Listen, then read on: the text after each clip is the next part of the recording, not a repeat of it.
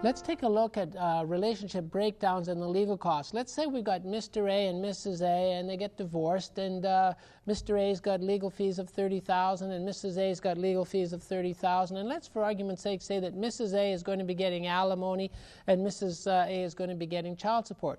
Well, the portion of those legal fees that are incurred by Mrs. A to establish the spousal or the child support amounts are deductible to Mrs. A, not to Mr. A, but to Mrs. A, as those costs are incurred to enforce a pre-existing legislative right. She has a pre-existing right to get the alimony, but also the child support.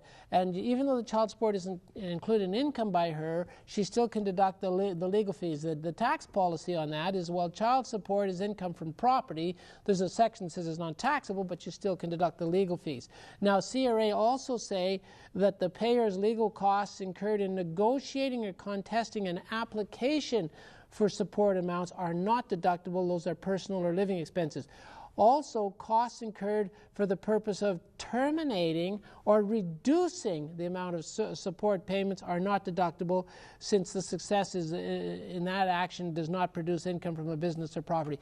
Anyway, take a look at IT 99R5, or take a look at this technical interpretation if you're dealing with the deductibility of legal costs in a relationship breakdown.